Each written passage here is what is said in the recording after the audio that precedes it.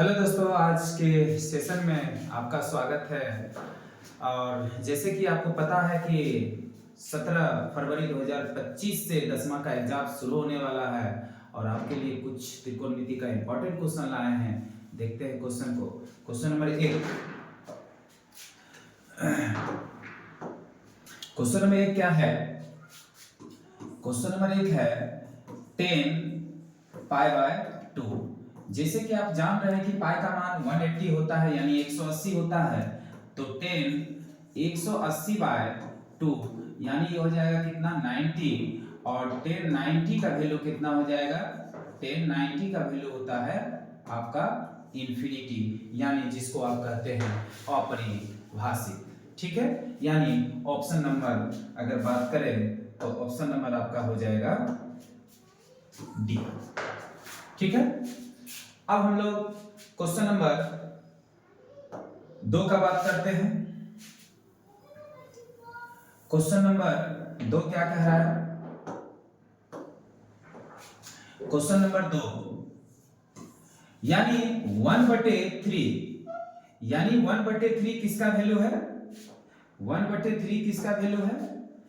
तो 10 60 का वैल्यू अगर देखते हैं तो √3 होता है।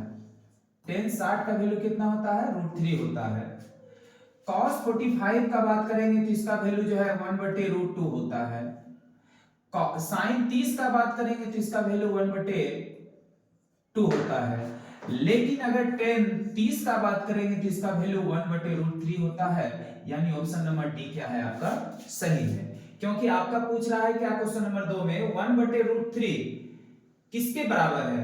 तो 10 30 का मान होता है 1/√3, यानी क्वेश्चन नंबर 2 का कौन सा ऑप्शन सही होगा? Option number D.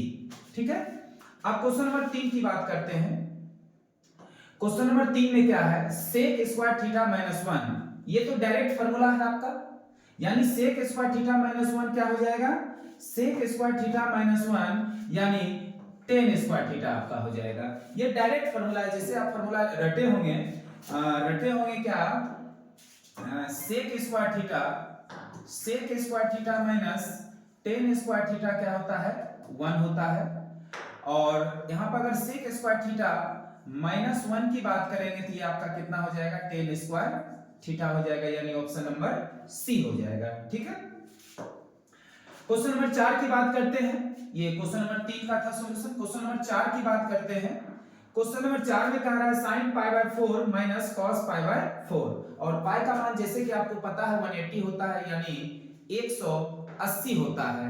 पाई का वैल्यू कितना होता है? 180 होता है, यानी 180 होता है। तो चलिए सॉल्व करते हैं। साइन यहां पाई की जगह कितना रखेंगे? 180/4 माइनस कॉस 180/4। अब यहां 45 बार में काटेंगे तो ये हो जाएगा आपका sin 45 माइनस कॉस 45। अब sin 45 का मान कितना होता है? सबसे पहले आप त्रिकोणमिति जब आप ये क्वेश्चन बनाते हैं तो इस सब का फार्मूला जो भी वैल्यू होता है वो सब याद कर लीजिए। क्योंकि एग्जाम के टाइम में आपको अगर sin 45 का मान याद नहीं रहेगा तो फिर आप सॉल्व नहीं कर पाएंगे। तो sin 45 का मान होता है 1/√2, फिर माइनस cos 45 का मान होता है 1/√2। अब 1/√2 माइनस 1/√2 कितना हो जाएगा? 0 हो जाएगा। यानी इस क्वेश्चन का आंसर का बात करेंगे, क्वेश्चन नंबर 4 का आंसर की बात करेंगे तो ऑप्शन नंबर क्या हो जाएगा? बी हो जाएगा। ठीक है, चलिए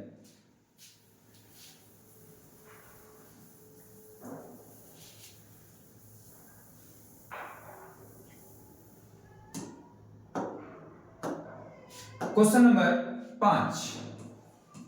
क्वेश्चन नंबर 5 में a प्लस बी बराबर 90 डिग्री दिया गया है। ठीक है, उसके बाद यहां पे आपका पूछ रहा है cos a का वैल्यू बताइए। cos a बराबर वाट। ठीक है, और लेकिन यहां क्या देख रहे हैं? a प्लस बी बराबर 90 डिग्री दिया हुआ है, cos a का वैल्यू पूछ रहा है। तो यहां से आप क्या करिए, a बराबर निकाल लीजिए। आप a बराबर क्या लिख सकते हैं? 90 माइनस b लिख सकते हैं या नहीं? बताइए। a plus B equal to 90 degree है, तो आप a बराबर नहीं लिख सकते हैं 90 माइनस बी। अब यहां पर क्या करिए, cos a का वैल्यू पूछ रहा है, a का मान बैठा दीजिए। a का मान है 90 माइनस b, और फॉर्मूला आप याद किए होंगे sin 90 minus b cos 90 minus b tan 90 minus b cot 90 minus b। उसी प्रकार cos 90 माइनस b क्या होता है, ये sin b होता है। फॉर्मूला आपको बहुत जरूरी है याद करना। तो sin b हो गया। अब इस हिसाब से देखें तो कौन सा ऑप्शन सही है, sin b देखिए option number A B C, यानी सी में क्या है आपका sin b है, यानी ऑप्शन नंबर सी क्या है आपका सही है। क्वेश्चन नंबर 6 की बात करते हैं। 6 में है 3 थीटा इक्वल टू 90 डिग्री। क्या है, 3 थीटा इक्वल टू 90 डिग्री।